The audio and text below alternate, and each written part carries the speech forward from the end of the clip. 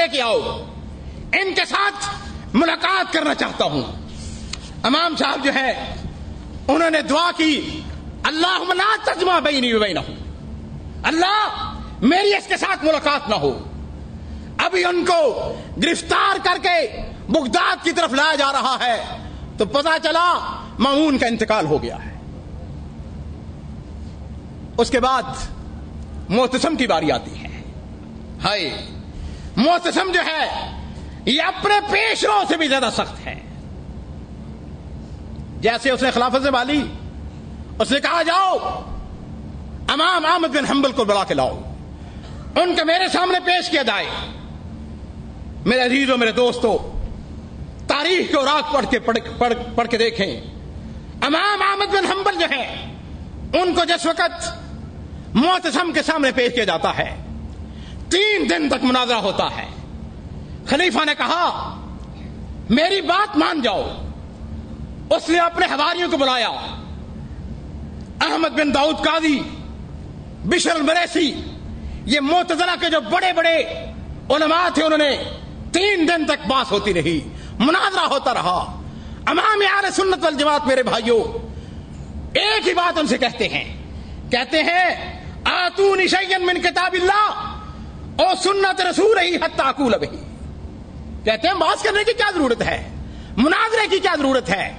ایسا کرو کہ اپنے دلیل کے اندر رب کا قرآن پیش کر دو یا نبی علیہ الصلوۃ والسلام کی حدیث پیش کر دو, میں اپنی بات کو ماننے رجوع کرنے کے لیے تیار ہوں. خلیفہ نے کہا آپ کے پاس دلیل کیا ہے؟ کہنے لگے میرے پاس رب کے قرآن کی دلیل ہے کہ رب نے کہا الرحمن علم القرآن. رب نے یہ نہیں کہا کہ الرحمن خلق القرآن. کہا اور دلیل کیا ہے؟ کہنے لگے رب نے کہا ہے کہ یاسین والقرآن الحکیم.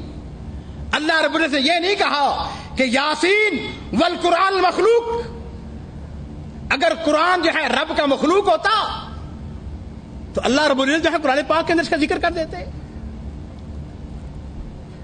میرے دوستو, میرے بھائیوں, علماء نے جب مناظرہ کیا تو ان کو انہوں نے ایک بڑی زبردست بات کہی, اور میں یہ سمجھتا ہوں ہمارے محترم دوست, ہمارے بھائیوں نے یہ جو اتنا بڑا اہتمام کیا ہے, اور ہمارے مولانا منیر قمر صاحب جو بات فرما رہے تھے, انہی کی بات کی تائید کے اندر امام احمد بن حنبل کے اس قول کو نقل کر کے لے جائیے, نوٹ کر لیجئے.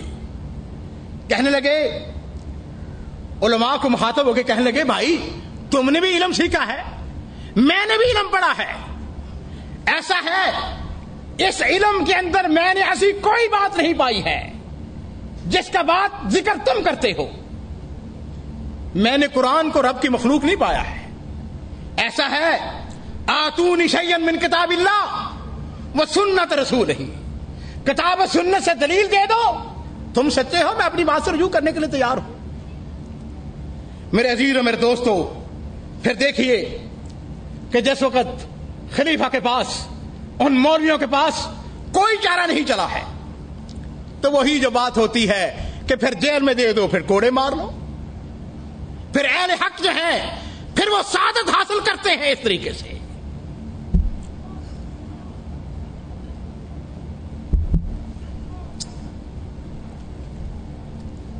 بعض مولویوں نے کہا, خلیفہ سے کہا خلیفہ یہ آپ کی بات نہیں مانتے ہیں, یہ مدل ہے, یہ کافر ہے, اس کو قتل کر دو.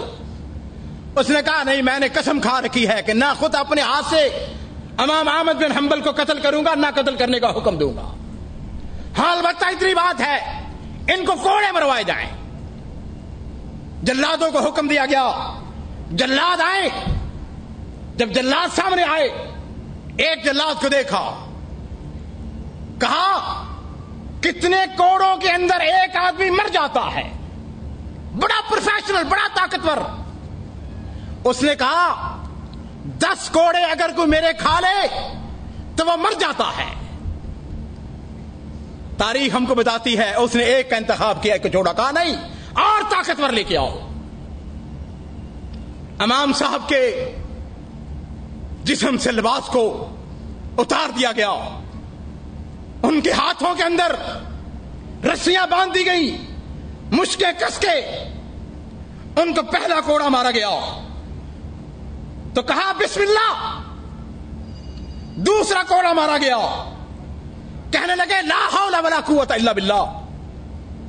تیسرا کوڑا مارا, کہا القرآن کلام اللہ غیر مخلوق. تیسرا کوڑا مارا تو کہا کہ قرآن جو ہے وہ رب کا کلام ہے, وہ اللہ کی مخلوق نہیں ہے. چوتھا کوڑا مارا گیا, کہنے لگے کل نہیں یصیبنا الا ما کتب اللہ لنا. کہا یہ جو تکلیف ہم کو پہنچی ہے یہ میرے رب نے میرے مقدر میں کر دی ہوئی تھی.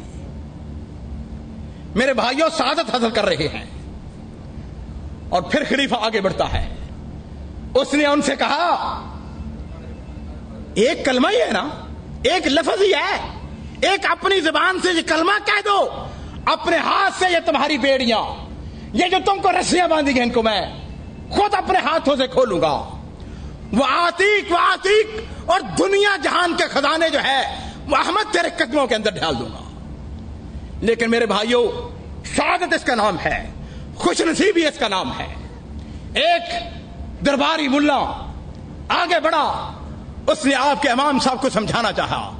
کہا امام اللہ کہتا ہے وَلَا تَقْتُلُوا أَنفُسَكُمْ, اپنی جانوں کو ہلاکت میں مت ڈالو, کیوں اپنے آپ کو برباد کرتے ہو, اتنی مار. مورخین نے میرے بھائیوں لکھا, سیرت نگاروں نے لکھا, امام صاحب کو اتنا مارا گیا, اتنا مارا گیا, کہتے ہیں کہ اگر اونٹ کو بھی اتنا مارا جاتا وہ بھی مر جاتا. استقامت کا پہاڑ ہے نا ہائے. اور میرے دوستو سعادت اس کو کہتے ہیں, اپنی حق بات کے اوپر جمے ہوئے ہیں, حق بات جس کو سمجھا ہے پھر اس کے اوپر کوئی مداخلت نہیں ہے. اس درباری ملا سے کہنے لگے ایسا کرو ذرا دروازہ کھول کے باہر دیکھو. میں نے جو تاریخ کا میرے بھائیوں مطالعہ کیا ہے مجھے لگتا ہے کہ یہ آزمائش کے دور جو ہے یہ ایک مدت تک چلتے رہے. کئی موقع ایسے آئے, کہا جا کے دروازہ کھولو. دروازے کو کھولا. تاریخ ہم کو بتاتی ہے بے شمار لوگ انہوں نے اپنے ہاتھوں کے اندر کاغذ قلم اور دوات لے کے کھڑے ہوئے ہیں. اس مولوی نے جا کے پوچھا تم کیوں یہاں پہ کھڑے ہو, کیا کر رہے ہو؟ کہنے لگے ہم کو معلوم ہے کہ آج احمد بن حنبل کو معتصم کے سامنے پیش کیا گیا ہے.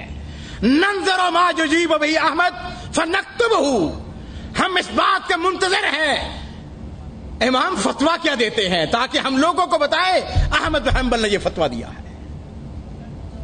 اللہ اکبر.